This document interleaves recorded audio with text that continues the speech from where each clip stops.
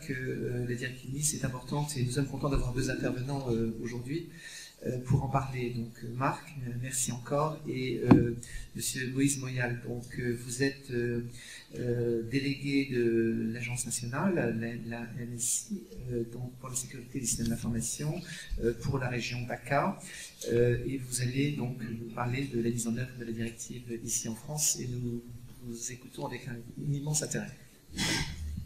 Bonjour à tous. J'ai pas le talent d'orateur de Monsieur S, donc j'ai les slides. Et bon, voilà, donc moi j'ai besoin de slides pour un peu expliquer tout ça. On va répéter quelques petites choses, mais en fait ça va être l'éclairage, on va dire, de l'ANSSI par rapport à cette directive Nice, sachant que cette directive Nice n'est pas apparue. Voilà, il y avait quelque chose avant, on va en parler aussi. Donc, préalablement, donc, je vais compléter ma présentation. Donc, je suis délégué à la sécurité numérique pour la région Provence-Alpes-Côte d'Azur et également pour la Corse depuis un an. Donc, je représente l'ANSSI et avant de rentrer dans le vif du sujet, si vous êtes d'accord, je vais vous présenter très rapidement l'agence, parce que c'est une agence qui n'est pas très connue et on a énormément de missions. Donc, je vais très rapidement vous présenter l'agence. Alors, on y va. Donc, comme vous pouvez le constater, c'est une agence donc, qui est rattachée au service du Premier ministre via le secrétariat général de la Défense et de la Sécurité nationale. Alors tout ça, c'est pas très sexy, effectivement, sachant que on a donc on est dans un milieu relativement sérieux, hein, avec tout ce qui est défense, sécurité nationale. Et en fait, l'agence l'ANSSI est rattachée donc au SGDSN pour les aspects de sécurité numérique. On ne dépasse pas ce périmètre. Voilà, donc pour être plus précis sur le suivant. Voilà, il est passé. Ah d'accord, je comprends. Alors voilà, donc on a deux grandes missions. Si vous regardez sur le côté gauche, vous avez une agence nationale de sécurité. Donc on va protéger, on va faire de la prévention. Et en termes de prévention, par exemple, faire de la réglementation, c'est de la prévention. Faire des lois, ça c'est un premier exemple. Et donc on intervient sur de nombreux sujets en termes de prévention. Si je dois citer donc un exemple de réglementation, on va aujourd'hui parler de la réglementation Nice. On intervient donc dessus, Network Information Security. Donc ça c'est un exemple de réglementation, la transposition de la directive. Toujours en termes de prévention, en fait, on met en place ce qu'on appelle des visas de sécurité.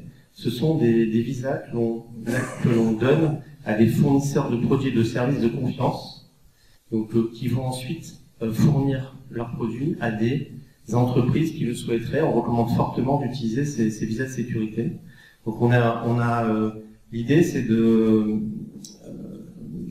d'évaluer les produits de manière à vérifier leur robustesse et leur solidité. Et on fait exactement la même chose avec des fournisseurs de services pour lesquels on évalue leur qualité en termes de prestations. Alors ça c'est les visas de sécurité, et également on assiste les entreprises, ce qu'on appelle, alors vous avez deux cibles, OIV. OIV ça veut dire opérateur d'importance vitale, on va en parler un petit peu après. Ce sont des opérateurs qui sont donc importants pour la survie de la nation. Donc en cas de défaillance de ces opérateurs d'importance vitale, on a un risque pour le fonctionnement des nations. Et opérateurs de services essentiels, donc ça c'est le terme qu'on a employé aujourd'hui préalablement, qui désigne donc le type de cible qui va être concerné par la directive Nice. On va également en parler. Donc ça c'est la partie prévention, sécurité, la partie défense. Une fois qu'il s'est passé quelque chose, il faut agir, et même préalablement avant qu'il se passe quelque chose, il faut surveiller les systèmes. Donc ça c'est la partie opérationnelle de l'agence, la partie défense. Et donc souvent on nous appelle les cyberpompiers de l'État. Donc une fois qu'il s'est passé quelque chose, il faut intervenir, et l'ANSSI va intervenir auprès d'entreprises. L'intervention la plus emblématique, c'est celle qui a eu lieu au sein de TV5 Monde, il y a quelques années déjà, où on est intervenu suite au blackout complet de TV5 Monde. On fait à peu près une vingtaine d'interventions de ce type par an, sachant qu'elles ne sont pas médiatisées puisque l'entreprise qui a été attaquée ne veut pas divulguer l'information. Donc ça, c'est des interventions de type très importantes pour nous. Et voilà, donc on est constamment sollicités par des entreprises suite à des attaques depuis plusieurs années.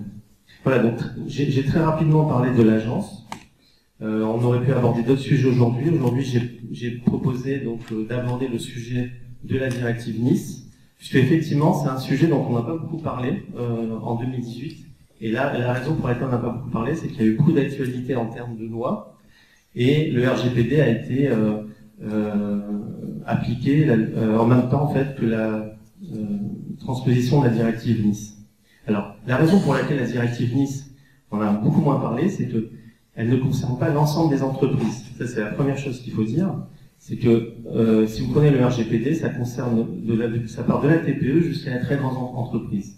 Et des pénalités dont on a beaucoup parlé cette année s'appliquent à l'ensemble des entreprises. Là, la directive Nice, on va cibler quelques. Voilà, c'est quoi ça? On me se tromper. Je connais pas ce slide. Ah, il y a un petit souci de. Je vous ai pas donné la bonne présentation. Hein. Donc, ça c'est ma présentation de cette semaine. Je vais vous donner une autre clé. Hein. D'accord. Je suis désolé. Là. Excusez-moi. Pourtant, c'était bien sur.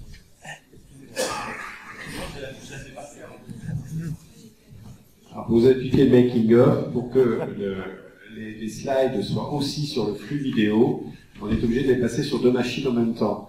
Donc c'est pour ça que la personne qui présente change et que moi je dois, avec une deuxième zapette, faire changer le slide en même temps pour que ça suive sur le flux vidéo. Voilà l'idée. Bon, sinon je la fais sans le slide, c'est très dommage. C'est d'autant plus qu'il faudrait avoir les slides sans mettre la pression à Moïse, parce que cette présentation-là, on n'a pas le droit de vous la diffuser en plus ensuite. Donc, peut-être, je suis vraiment désolé, je vous ai donné la bonne question. Est-ce que, pendant qu'on a ce réglage technique, est-ce qu'il y a quelques questions qu'on pourrait prendre auxquelles peut-être Marc pourrait répondre, et peut-être Moïse par anticipation? L'idée c'était avant la pause, donc après cette présentation, de prendre quelques questions, mais peut-être on peut anticiper un petit peu. Oui, Philippe.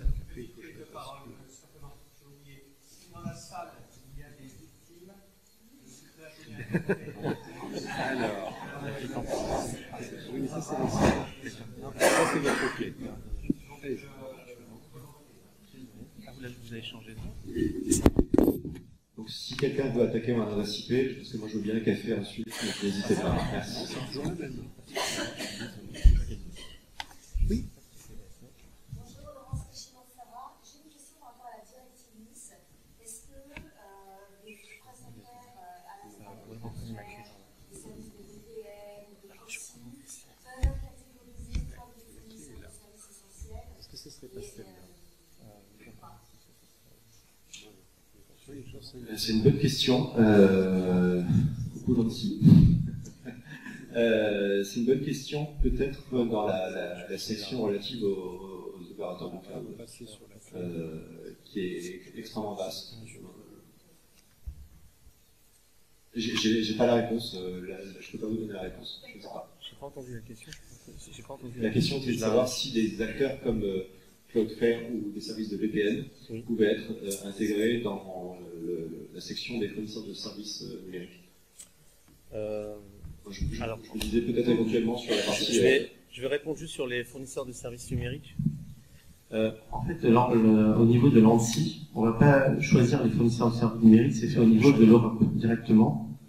Et donc, potentiellement, si vous êtes dans les critères de la loi, vous pouvez être désigné. Mais voilà, ça dépend de la taille de votre entreprise. Il y a beaucoup de critères qu'il faut analyser. Je ne connais pas votre entreprise pour vous répondre. Par contre, j'empêche Moïse de répondre parce que sinon on n'arrivera pas à récupérer donc, la présentation. Juste une petite incise. En fait, il revient, pour les fournisseurs de services numériques, il revient à chaque entité de déterminer au regard des textes s'il est ou non concerné. Voilà, donc il y a une approche un peu responsable. Alors que contrairement aux opérateurs aux opérateurs essentiels, là cette fois-ci on a une liste finie et fermée avec des données bien plus précises. Donc voilà pourquoi je suis un petit peu mal à l'aise pour répondre. Alors, sur l'ANSSI, vous avez. Je crois qu'il y a. On n'est pas les 200, d'accord. Est-ce qu'on peut prendre une autre question, France?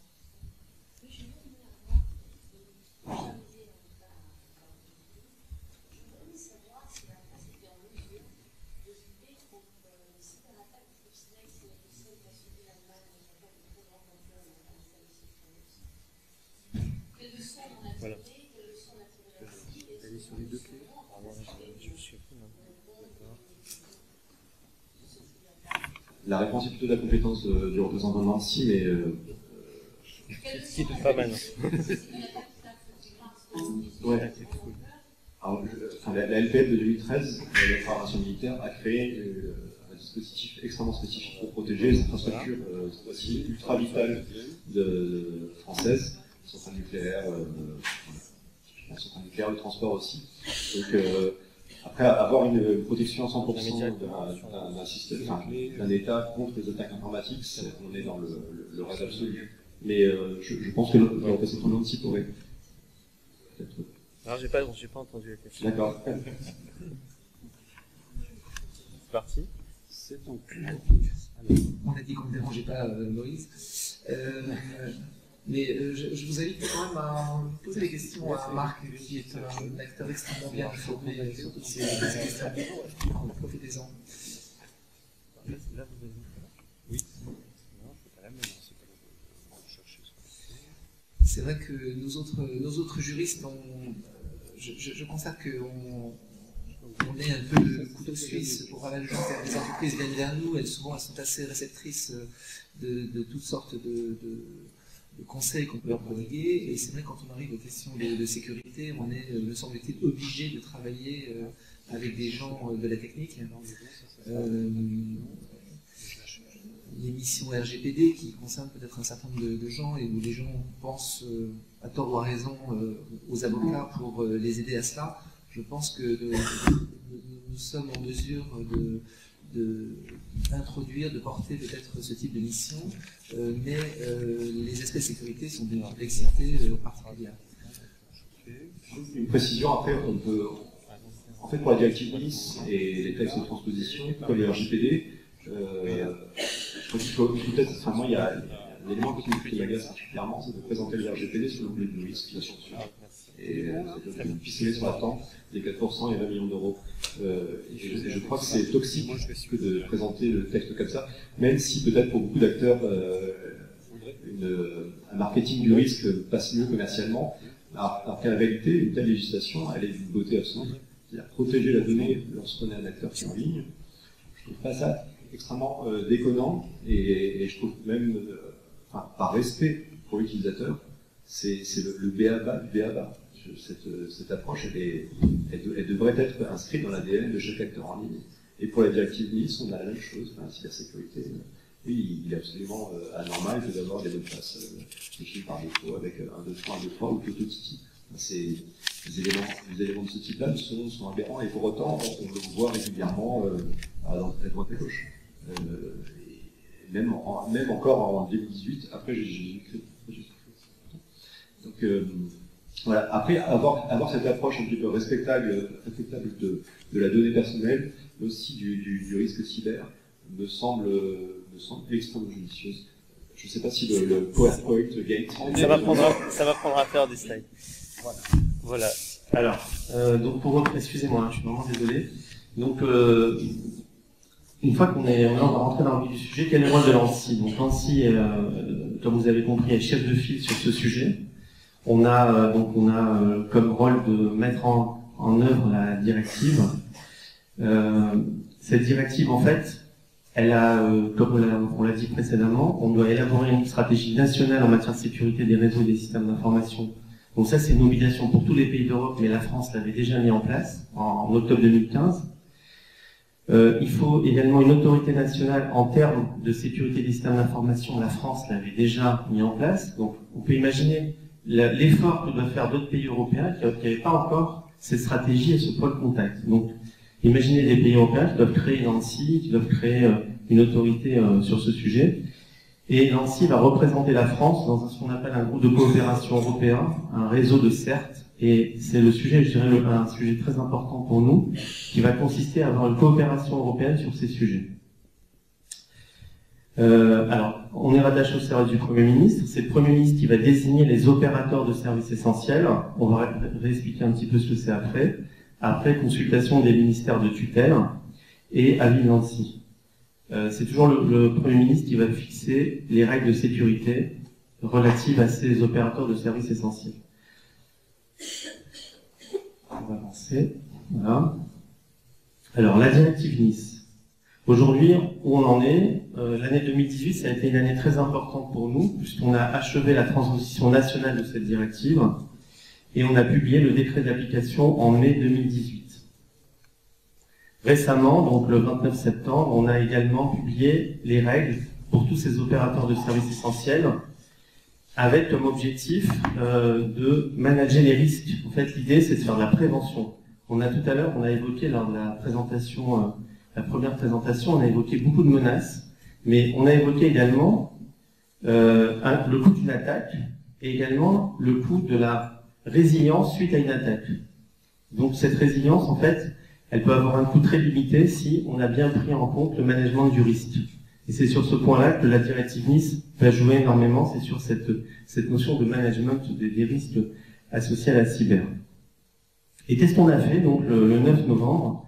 On a également identifié une liste de 122 opérateurs de services essentiels qui vont être désignés par les services du Premier ministre. Et donc cette liste de 122 opérateurs, c'est une première liste qui va être étendue à on pense, plusieurs centaines dans les mois à venir, peut-être dans les 2-3 prochaines années.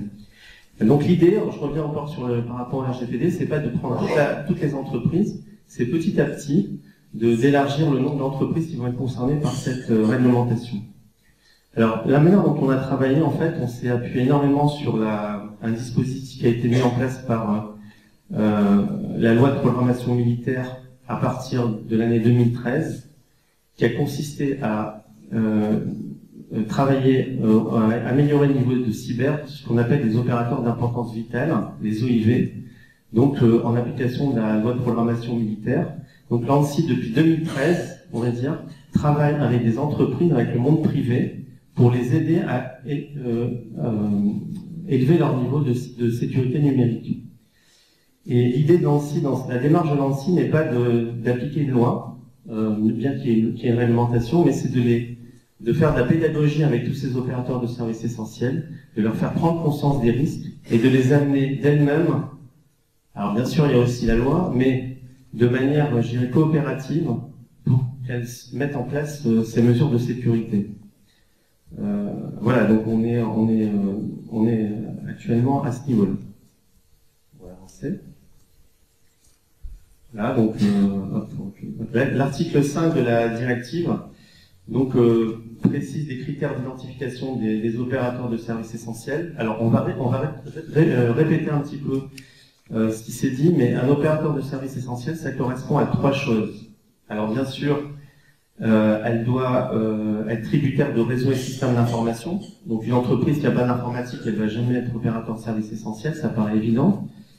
L'article qui me paraît le plus important, c'est qu'elle doit fournir un service qui est essentiel au maintien de l'activité sociétale et aux économies critiques. Voilà la définition d'un service essentiel. Donc on peut imaginer énormément de services qui sont rendus par une entreprise par rapport à la société. Je vous donne juste un exemple. Vous êtes à Marseille, vous avez un match de foot au Vélodrome, vous avez la billetterie qui tombe en panne et l'ensemble des spectateurs ne peuvent pas assister au match de foot, il peut y avoir une petite émeute. Voilà. Donc là, si la billetterie tombe en panne, il peut y avoir un problème sociétal. Alors, je suis pas en train de dire que le stade Vélodrome va devenir opérateur de service essentiel, mais c'est pour vous donner un exemple voilà, il n'y a pas d'impact sur la vie de la nation, comme une centrale nucléaire qui va tomber en panne, mais vous pouvez avoir un impact sociétal. On a parlé aussi beaucoup de services numériques. Vous pouvez imaginer la dépendance qu'on a vis-à-vis des services numériques. Et jusqu'à présent, les opérateurs d'importance vitale n'incluaient pas ce type d'opérateurs. Et donc le troisième point, c'est s'il y a un incident de type destructif, vous avez un incident de type destructif, vous avez un blocage du service. Alors les services essentiels, donc ça a été classé par catégorie. Vous avez donc l'énergie, les transports, dont je les ai lissés sur le slide, les infrastructures de marché, les financiers, la santé, l'eau potable et les infrastructures numériques. Donc tous ces secteurs, en fait, c'est ce qui a été défini par la loi européenne, la directive européenne. L'ANSSI s'est permis de rajouter d'autres secteurs. Comme on l'a dit tout à l'heure, on pouvait aller plus loin que la loi, et donc on s'est permis d'aller plus loin que la loi. On va continuer. Donc un effet destructif important, ce que j'ai précisé précédemment, donc c'est lié à plein de critères. Donc le nombre d'utilisateurs qui pourraient être impactés, la dépendance du secteur par rapport à d'autres, ses conséquences en termes de durée, sur le fonctionnement de l'économie, donc comme on l'a dit, la part de marché impactée sur l'opérateur. Donc voilà, donc tous ces critères en fait ont été définis par la directive, et le travail de l'ANSSI est de prendre ces critères, de prendre les entreprises qu'on estime potentiellement opérateurs de services essentiels et de voir si ces critères correspondent bien sûr à la définition. Donc c'est un travail assez colossal qu'on est en train de faire. D'où la raison pour laquelle on a désigné que 122 pour l'instant, et on va progressivement élargir ce nombre. On continue. Alors, en termes d'obligation, une fois qu'un opérateur a été désigné, il va recevoir une belle lettre qui va lui dire qu'il y a une prédésignation. Et ensuite, il y a des obligations donc, pour les OSE, c'est de désigner déjà un représentant auprès de l'ANSSI, un interlocuteur. C'est souvent un responsable sécurité des systèmes d'information, mais ça peut être quelqu'un d'autre. Ensuite, il doit identifier ce qu'on appelle des systèmes d'information essentiels. C'est-à-dire, dans une entreprise, vous avez énormément de systèmes d'information. Il doit choisir ceux qui lui paraissent critiques pour l'entreprise et les notifier à l'ANSSI. Ensuite, il doit appliquer des règles de sécurité. Donc, on va détailler très rapidement les grandes catégories de règles de sécurité à appliquer. Et comme on l'a dit préalablement également, il y a une notification à l'ANSSI en termes d'incident de sécurité. Donc, si l'opérateur a une défaillance, il doit notifier à l'ANSSI. Et bien sûr, l'ANSSI ou ses prestataires qualifiés dont j'ai parlé tout à l'heure ont la possibilité d'appliquer des contrôles de sécurité à l'entreprise. Alors, on n'est pas toujours bien accueillis, hein, mais ça fait partie de la réglementation. Voilà, donc tout ça, ça se fait de manière, je dirais, relativement consensuelle avec toutes ces entreprises. Et encore une fois, l'idée, c'est pas de venir avec un bâton, mais plutôt de convaincre chacun des opérateurs de services essentiels de la nécessité de mettre en place ces systèmes de sécurité, encore une fois, pour augmenter le niveau de sécurité de la France, et puis de l'Europe de manière indirecte. Voilà. Donc les règles de sécurité. Donc ça, c'est un framework que vous allez retrouver au niveau européen. Ça a été regroupé en 4 grands types de règles. Ça paraît évident, mais bon, on va les répéter. Il y a une gouvernance. La gouvernance de la sécurité des systèmes d'information est extrêmement importante. Il faut connaître la chaîne de commandement de la sécurité des systèmes d'information depuis le niveau très technique jusqu'au niveau le niveau de management. Donc, qui c'est qui manage la sécurité des systèmes d'information dans l'entreprise? Il faut une gouvernance, il faut un management. Ensuite, la protection des réseaux et des systèmes d'information. Donc, ça, c'est la partie préventive. Donc, on va mettre un certain nombre de serrures dans l'entreprise de manière à la protéger. Ensuite, il y a la partie défense des réseaux des systèmes d'information. Ça, c'est la partie extincteur. Il faut éteindre l'incendie. Et puis, la dernière partie qui est relativement... une fois qu'on a fait les 3 premières, la 4e partie, c'est la résilience. C'est en cas d'attaque, puisqu'on dit, alors mon directeur général dit, la question c'est pas de savoir si on va être attaqué, mais quand on va être attaqué. Donc on part du principe qu'on va être attaqué. Ben, que se passe-t-il en cas d'attaque? Qu'est-ce qu'on va faire? Comment on va rebondir? Comment on va relancer notre système d'information? Et comme on l'a dit ce matin lors de la première présentation, plus on a prévu cette manière de rebondir, si on prend juste par exemple l'exemple de la sauvegarde, avec une bonne sauvegarde, avec des mesures de sauvegarde appropriées, on peut très vite récupérer ces données. Bon, entre le temps où on a eu l'attaque et le temps où on a récupéré ces données, combien ça va nous coûter? Là, on va faire des exercices, ce qu'on appelle de résilience, de manière à voir en combien de temps on récupère la société pour repartir de manière opérationnelle. Voilà, donc ça, c'est les 4 grandes règles qui sont à la fois appliquées au niveau national, mais bien sûr qui correspondent à un framework européen de règles de sécurité. Voilà, donc je suis allé relativement vite par rapport à la présentation. Je vais juste conclure sur plusieurs choses qu'on a un peu dit ce matin, puisque vous avez beaucoup entendu parler de Nice ce matin. Donc l'ANSSI est chef de file, vous l'avez bien compris. Cette année, on a transposé cette directive. On est encore dans le niveau juridique aujourd'hui. On n'est pas dans un niveau opérationnel vis-à-vis des opérateurs de services essentiels qui ont été juste désignés.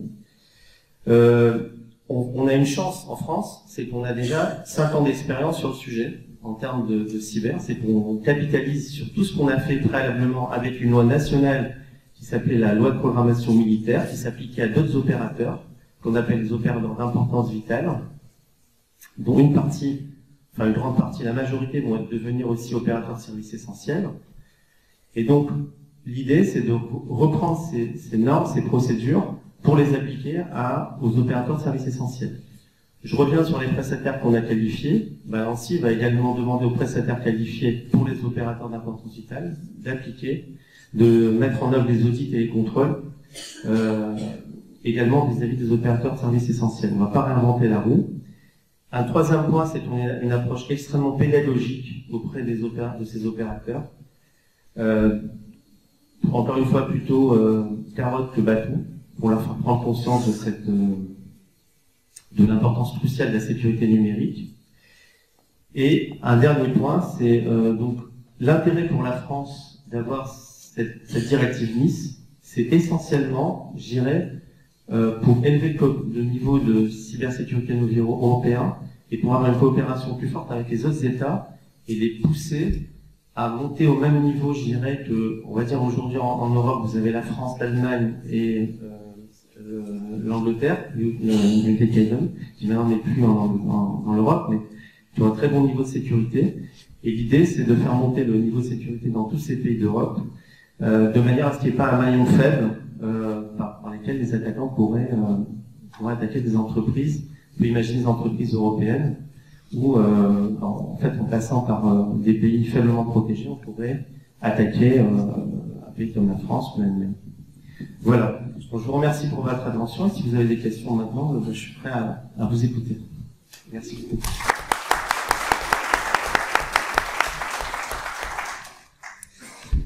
Merci encore, c'est vraiment extrêmement précieux de vous avoir aujourd'hui avec vous. Nous avions votre directeur général au mois de juin dans la manifestation que nous avons faite à Paris pour l'IFCLA, c'est-à-dire notre bras international. Et c'est toujours extrêmement intéressant pour les juristes d'être confrontés donc, à ces choses. Donc cette intervention est super. Je crois qu'on a le temps, Nicolas, de prendre quelques questions avant la pause, avant de passer aux interventions donc, suivantes de messieurs Pinte et Hamon, donc avant notre déjeuner. Est-ce que nous avons des questions, profiter de la présence donc, de nos invités qui sont des personnes rares?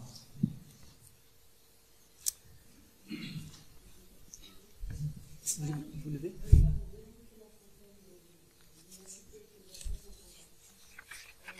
Qui est la personne qui va clôturer la journée ce soir, c'est très important pour nous.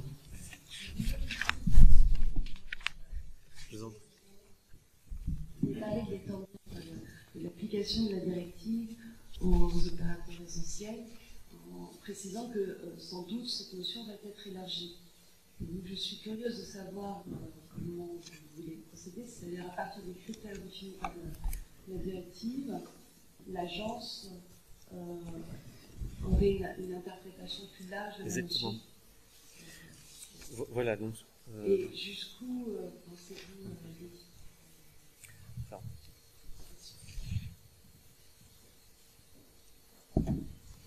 Donc en fait, les catégories dont je vous ai parlé tout à l'heure, elles sont très larges. En fait, on parle de la santé, on parle du secteur financier, on parle de, donc on a un certain nombre de critères. En fait, dans chaque catégorie, on a des sous-catégories, et donc on a défini les sous-catégories dans lesquelles on voulait aller de manière libre, puisque la loi enfin, définit des macro-catégories. Donc ça s'est fait de manière relativement simple, dans le cadre de la transposition en fait, avec le décret d'application. Donc ça, on les a rajoutés dans le décret d'application, on a été beaucoup plus précis que la directive. Voilà, donc je peux vous donner un exemple. Par exemple, on a inclus les systèmes sociétaux qui concernent les retraites. Voilà. Donc là, ça concernait voilà, des caisses qu'on a rajoutées. Et on a raffiné entre guillemets la directive européenne. Par secteur, voilà. Alors, on a défini les secteurs et puis après on va faire un lien entre les critères et les secteurs qu'on a rajoutés. Sachant qu'effectivement, en tout cas, c'était la démarche de l'ANSSI pour les EIV, les opérateurs d'importance vitale, qui furent définis par la programmation militaire de 2013. Je ne vais pas parler au nom de l'ANSSI parce que je n'ai aucune légitimité. Mais j'ai beaucoup suivi les travaux de Fayou et de Guillaume Coupard, qui fait beaucoup par le président de l'ANSSI. En fait, l'approche de l'ANSSI est celle d'une co-construction de ces normes techniques qui viennent régenter tel ou tel secteur d'activité extrêmement précis. Donc l'idée, c'est plutôt d'avoir cet échange pour essayer d'envisager des règles qui ne soient pas trop cosmiques ou complètement folles ou inapplicables. En tout cas, moi, ce que j'aime bien dans ce dispositif, c'est que jusqu'à présent, on a parlé du risque informatique, surtout sous l'angle de la loi Godefroy, où on a infligé, il est possible d'infliger des sanctions pour les atteintes au système de traitement automatisé de données, enfin, le piratage informatique. Et là, finalement, on voit aussi qu'il y a une responsabilisation de la personne qui est normalement prétendument en charge de cette sécurisation. Et pour ceux qui ont peut-être amassé trop d'informations ces quelques instants qui nous ont réunis, il faut comprendre que l'ANSSI est à directive Nice, que la CNIL est de RGPD. On est vraiment dans une démarche miroir de ce type-là, avec cette notion d'élévation de la cyber-résilience.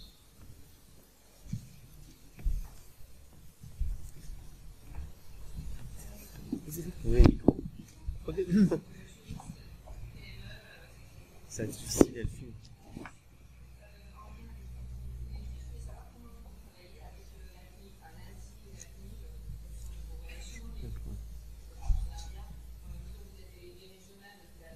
Ouais.